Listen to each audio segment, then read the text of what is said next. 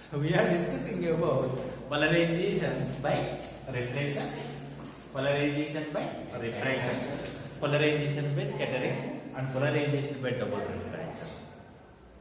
Already three of the concepts, that is reflection, refraction and scattering, completed. So double refraction is the new concept for the UG students, because at intermediate level we did not discuss about the double refraction. By using this principle, that is double refraction, also we can get the polarized light. How can we? So now our topic is polarization by double refraction.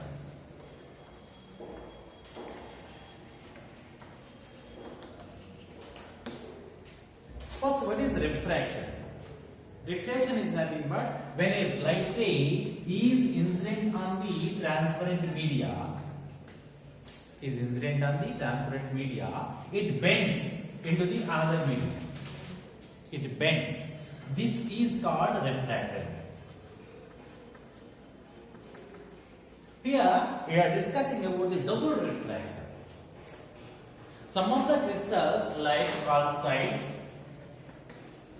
quartz, tourmaline, these crystals having specific character.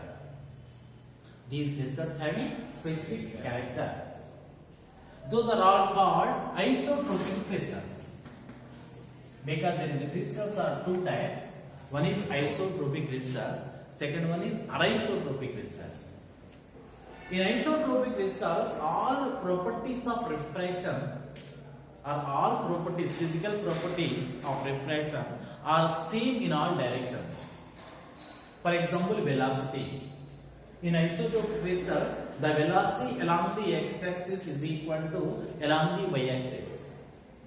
For example, when we are discussing velocity of sound here, in this A, the velocity of sound may be nearly 330 meters per second along this direction, and along this direction also nearly 330 meters per second. So the air may be isotropic medium because the velocity is constant in all directions. So calcite, quartz, tourmaline, all these crystals are isotropic crystals. Some of the crystals we have anisotropic crystals. Those crystals whose velocities are not equal, of course, properties of refraction are not equal in all directions. For example, along this direction the velocity is 330 meters per second. Along this direction may be 400 meters per second.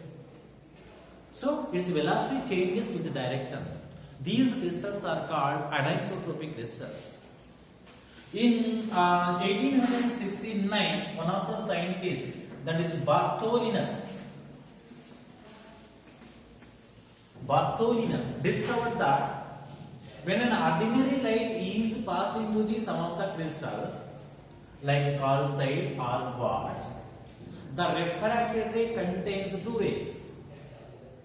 Up to now we know that when a light ray is incident on the ordinary crystals, maybe like KCl or maybe glass crystal, maybe water, the refracted ray is only one ray. But in calcite or quartz or in tourmaline crystals, when an ordinary light is incident on such crystals, for example, this is the calcite or quartz crystal. When light ray is incident on that crystal, we know that this is a normal electron. Previously, we know that there is only one ray will come outside because in simple diffraction. But in these crystals, that is calcite and quartz crystals, the refracted ray contains two rays. When we are observing along the second direction, there is two images are there, or two rays came outside. This is refraction, and there is two rays, so this is called double refraction. When we are observing that these two rays are polarized light. This is also polarized light, this is also polarized light.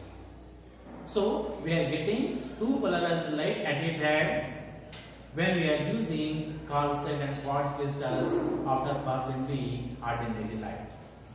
This phenomena is called double refraction. That is polarization by double refraction. So how can we see? So the simple experiment is, we know we have to take a white paper. We have to take a white paper and we have to take a spot on the white paper by using black pen or green pen. Now put a calcite crystal or quartz crystal on that white paper, maybe on that ink spot. When we observe the top of the crystal, there is two images or two spots, ink spots we observe. When we see top of the crystal, there is not a single image. There is two images are there, or two ink spots are there. What is happening here? The ray which is coming from the ink spot coming as the two refracted rays. So this phenomena is called double refraction. That is discovered by Bartholinus. What is this properties of these two refracted rays?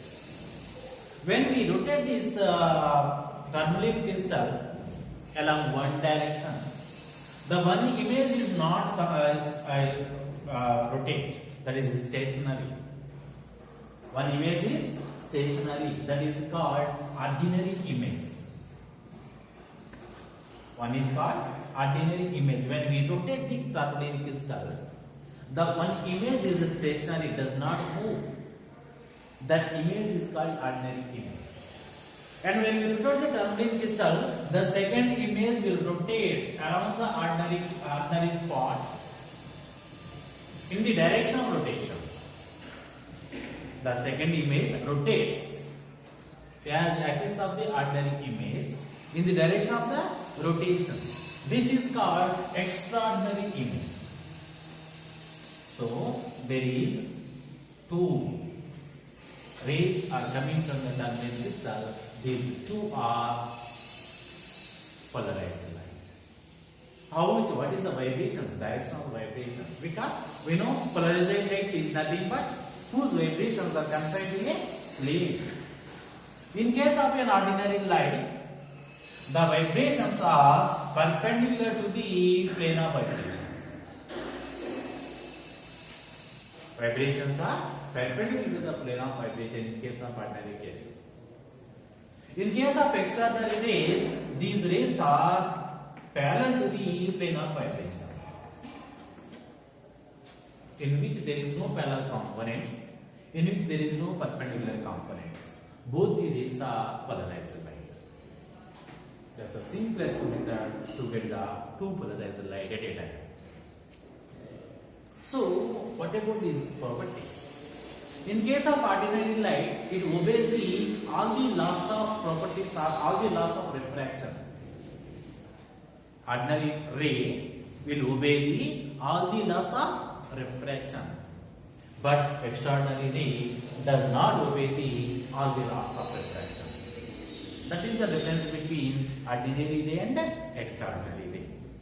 We know this is called angle of incidence, that is I, that does not change. What about the angle of refraction? So we know this is angle of refraction for the ordinary ray, that is R0. The angle of refraction for the extraordinary ray, this is RE. Now for these two cases, we can calculate the refractive index. Up to now, only one refractive index we know for the crystal. In our laboratory also, we discussed, we determine the refractive index of the prism material. There is only one refractive index for the crystal. But here, for the same crystal, there is two refractive indexes we have. According to the ordinary ray, and second one belongs to the extraordinary ray. So, the refractive index we know according to the Snell's law, the refractive index mu is equal to sin R by sin R. That is good. What is sin I? Sin I does not change for the ordinary ray by R is equal to R0. That is the refractive index for the ordinary ray. In case of extraordinary ray, that is mu E is equal to I does not change. For both the cases, angle of incidence is constant, but angle of refraction changes. Yeah, that is the sign RE. We know R naught is less than RE. R naught is less is nothing but mu naught is more. So in case of calcite crystal, the refractive index for the ordinary ray is greater than the refractive index for the extraordinary ray. In case of calcite crystal, the refractive index for the ordinary crystal is greater than the refractive index of the extraordinary ray. So sometimes this is called positive crystal. In case of quartz crystal, there is two are opposite. So these two, extraordinary ray whose refractive index is more, ordinary ray whose refractive index is more. For extraordinary ray, angle of reflection is less. For this case, that is mu naught is less than mu E in case of quartz. This is in case of calcite. So finally, I am saying that the polarization of light or polarized light can be obtained by using the doubly refracting crystals like calcite and quartz in this method. Okay, thank you.